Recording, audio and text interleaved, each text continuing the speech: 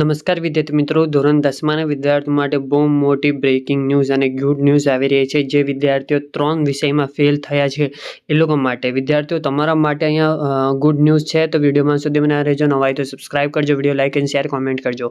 જેવી રીતે વિદ્યાર્થીઓ તમે લોકો ધોરણ 10માના વિદ્યાર્થીઓ 3 વિષયની અંદર ફેલ થયા છે, તો એ લોકો માટે પૂર્વ પરીક્ષામાં વેલિડ છે. તમે લોકો પૂર્વ પરીક્ષા આપી શકો છો. વિદ્યાર્થીઓ આવી જે તમે લોકોને ખ્યાલ હશે કે જે પૂર્વ પરીક્ષાનું આપણે જે ફોર્મ ક્યારે ભરાશે, કેવી રીતે ભરાવશે, અથવા જે તમે લોકો કઅહીંયાથી ભરી શકો છો, તો તમે લોકોને ખ્યાલ હશે પૂર્વ પરીક્ષાની જે ડેટ છે 15/5/2024 થી લઈને 22/5/2024 છે.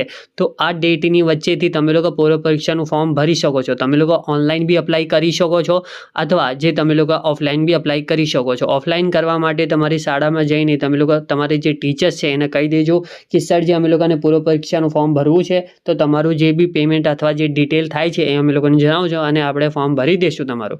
તો અહીંયા તમારી સ્કૂલમાં જઈને એકવાર માહિતી લઈ લેજો કે જે તમારી શું ડિટેલ જોતી હશે, અથવા જે તમે લોકોને શું રિક્વાયરમેન્ટ છે જે સ્કૂલને જોઈએ છે, અથવા જે તમારી ડિટેલ હોય એ ત્યાં આપીને તમારું પૂર્વ પરીક્ષાનું ફોર્મ ભરી શકો છો. વિદ્યાર્થીઓ અહીંયા જે તમે લોકો જોઈ શકો, સ્પષ્ટ તરીકે તમે લોકોને કીધું છે કે 3 વિષયની અંદર ફેલ થયા છો, તો તમે લોકો પૂર્વ પરીક્ષા આપી શકો છો. વિદ્યાર્થીઓ આ વખતે તમે લોકોને ખ્યાલ હશે કે જે તમે લોકો પૂર્વ પરીક્ષા આપી શકો છો 3 વિષયની. હવે જે તમે લોકોને ખ્યાલ હશે કે જે ધોરણ 10માના વિદ્યાર્થીઓનું બેઝિક ગણિત લઈને એ લોકો જે પાસ થયા હતા 2024ની માર્ચની અંદર, તો હવે એ લોકોને વિજ્ઞાન પ્રવાહની અંદર એડમિશન લેવું હોય તો એ લોકો કેવી રીતે લઈ શકે છે. વિદ્યાર્થીઓ તમારા માટે જે આપણી રાજ્ય સરકાર છે એવું કર્યું છે, આ રસ્તો કાઢ્યું છે તમારા માટે કે તમે લોકો જે જુલાઈની અંદર સ્ટાન્ડર્ડ ગણિતની પરીક્ષા આપીને પછી તમે લોકો જે વિજ્ઞાન પ્રવાહની અંદર ધોરણ 11માની અંદર વિજ્ઞાન પ્રવાહની અંદર તમે લોકો એડમિશન લઈ શકો છો. વિદ્યાર્થીઓ જે વિદ્યાર્થીઓનું બેઝિક મેથ્સ હતું એ લોકો વિદ્યાર્થીઓ માટે અહીંયા બધી જ તમારી માહિતી આવી ગઈ છે. વિદ્યાર્થીઓ અને આપણને તમારો ટૂંક જમાં આપી છે.